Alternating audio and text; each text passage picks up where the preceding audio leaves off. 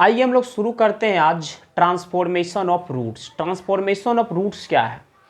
Transformation of roots जो हमारा है, जैसे कि क्वाड्रेटिक इक्वेशन के रूट्स को अगर हम ट्रांसफॉर्म करते हैं तो वो ट्रांसफॉर्म रूट्स की सहायता से हम एक नए पॉलिनोमियल इक्वेशन को फाइंड आउट करते हैं। तो आप कह सकते हैं कि ये एक टेक्निक है एक नए पॉलिनोमियल इक्वेशन को फाइंड आउट करने का, ठीक है ना। तो देखते हैं क्या है हमारा। जैसे कि ये हमारा कुछ क्वाड्रेटिक इक्वेशन का ग्राफ है और उसका ये दो रूट, एक अल्फा है और दूसरा रूट हमारा बीटा है। अगर ये क्वाड्रेटिक इक्वेशन आपका है ax squared plus bx plus c equal to 0 और उसका ये अल्फा और बीटा इस क्वाड्रेटिक इक्वेशन का रूट्स है। यही x square plus bx plus c का जो ग्राफ होता है कुछ इसी तरह का होता है, पैराबोलिक ग्राफ होता है, ठीक है ना। लेकिन मैं इसके कुछ वीडियोज के बाद मैं आपको बताऊंगा, ग्राफ भी स्केच करना सिखाऊंगा कि कैसे हम लोग क्वाड्रेटिक इक्वेशन के ग्राफ को स्केच करते हैं। अच्छा, मान लो कि अब इसका भी रूट अल्फा बीटा था तो ये ग्राफ था।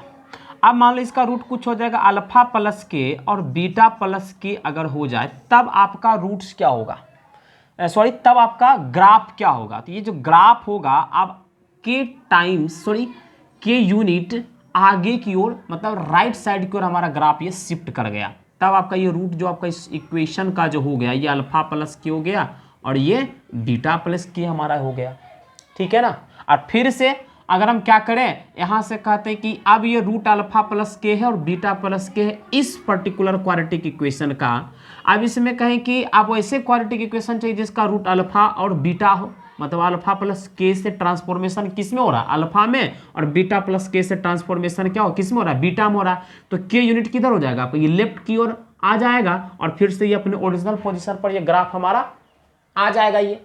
तो यही बेसिकली हमारा ट्रांसफॉर्मेशन होता है। बस इसमें क्या है कि बस चीज़ों को रिलेट करना होता है, ठीक है। तो आइए हम लोग इसके ऊपर कुछ क्वेश्चंस वगैरह करते हैं फॉर बेटर अंडरस्टैंडिंग के लिए। जैसे हमारे पास दिया गया है, मान लो कि if alpha beta are the roots of ax squared plus bx plus c equal to 0, then find equation whose roots are 1 by alpha and 1 by beta। Question आपका कह रहा है कि ax squared plus bx plus c equal to 0 ये हमारा कोई quadratic equation है और अल्फा और beta x equal to alpha और x इजकल टू बीटा इस पर्टिकुलर क्वाड्रेटिक इक्वेशन के ये रूट्स हैं, ठीक है। तो आइए हम लोग कुछ करते हैं। सम ऑफ द रूट्स की अगर हम बात करें तो सम ऑफ द रूट क्या हो जाएगा, सम ऑफ द रूट के कैपिटल एस से करते हैं represent. Alpha plus beta equal to क्या होता है, कोएफिशिएंट ऑफ एक्स का निगेटिव, तो कोएफिशिएंट ऑफ एक्स है बी का negative minus b upon coefficient of x square जो कि ए है, तो ए से हम लोग डिवाइड कर देंगे। फिर प्रोडक्ट ऑफ द रूट जो होगा आपका अल्फा इंटू बीटा होगा, ठीक है ना, और वो जाएगा आपका constant term upon coefficient of x square, कुछ ये आपका बना केस। अब क्या है ना कि हम एक ऐसे क्वाड्रेटिक इक्वेशन को कंस्ट्रक्ट करने जा रहे हैं जिसका रूट्स हो जो है 1 बाय अल्फा 1 बाय बीटा। कहने का मतलब है कि इसी के रूट्स का रेसिप्रोकल हो, ठीक है ना, 1 बाय अल्फा और 1 बाय बीटा हो। तो आपको पता है कि ऐसे क्वाड्रेटिक इक्वेशन का कंस्ट्रक्ट करना बहुत ही आसान है, क्योंकि हमको पता है कि अगर रूट हमें पता है क्वाड्रेटिक इक्वेशन का तो कैसे हम लोग निकालते हैं, एक्स स्क्वायर माइनस, है ना, sum of the root into x plus product of the root equal to 0। कुछ चाहिए हमारा क्वाड्रेटिक इक्वेशन होता था जब हमें उसके रूट मालूम होते थे तब, ठीक है ना। तो इस वाले कॉन्सेप्ट को यहाँ पर हम लोग अप्लाई करेंगे और ये 1 बाय अल्फा को इस कुछ समय के लिए इसको गामा कह दो और 1 बाय बीटा को कुछ समय के लिए इसको डेल्टा कह दो। तो मुझे इक्वेशन को फॉर्म करने के लिए चाहिए sum of the root. Sum of the root मतलब क्या, gamma plus delta. Gamma plus delta मतलब गामा का वैल्यू 1 बाय अल्फा और डेल्टा का वैल्यू 1 बाय बीटा। तो इसको अगर हम मान लीजिए सोल्व कर लिए तो हमारा ये क्या हो जाएगा, एलसीएम नीचे का ले लो तो अल्फा बीटा और ऊपर बीटा प्लस अल्फा। तो अल्फा प्लस बीटा का वैल्यू देखो यहाँ से, क्योंकि ये इसका इस्तेमाल कर लेते हैं, अल्फा प्लस बीटा हमारा माइनस बी बाई ए दिया है तो माइनस बी बाई ए हो गया, और अल्फा बीटा का वैल्यू हमारा सी बाई ए दिया गया, तो इसका हम लोग इस्तेमाल कर लेते, ये हमारा हो गया सी बाई ए, तो ए से ए चला गया, हमारा क्या बचा माइनस बी बाई सी। ठीक है ना। तो अब हमें चाहिए प्रोडक्ट ऑफ द रूट, तो प्रोडक्ट ऑफ द रूट क्या होता है, गामा इंटू डेल्टा हो जाएगा यहाँ से इस सिनेरियो के लिए। तो गामा इंटू डेल्टा क्या, गामा 1 बाय अल्फा और डेल्टा का वैल्यू क्या है आपका 1 बाय बीटा, तो आपको फाइनली क्या आ जाएगा 1 बाय अल्फा और बीटा, मतलब 1 बाय अल्फा बीटा मतलब क्या, अल्फा बीटा का वैल्यू हमारा सी बाई ए है, ये फाइनली आ जाएगा क्या आपका ए बाई सी हो गया। ठीक है, प्रोडक्ट ऑफ द रूट आ गया। तो आपका रिक्वायर्ड इक्वेशन क्या हो जाएगा, तो हमारा जो रिक्वायर्ड इक्वेशन जो होगा, रिक्वायर्ड इक्वेशन जो होगा वो होगा, पता है आपको, ये होता है lambda times of x square minus sum of the root into x plus product of the root equal to 0, जहाँ लेमडा कभी भी 0 नहीं हो सकता है।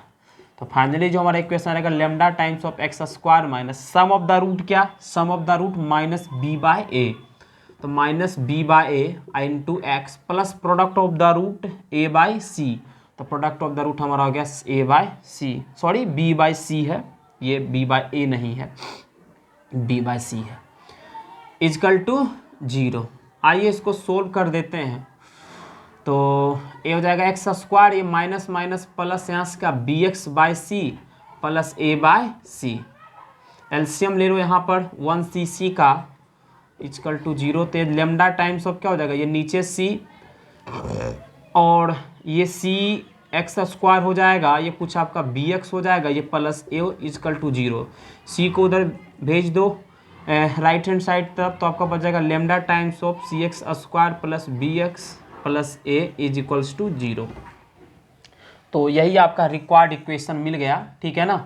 तो ये वाला टेक्निक से हम लोग एक क्वाड्रेटिक इक्वेशन को रूट्स को ट्रांसफॉर्म किए, तो हमारा क्या देख रहे हैं कि हमारा इक्वेशन भी ट्रांसफॉर्म हो गया। जब अल्फा बीटा था रूट था, तो इसका equation a x square plus b x plus c था।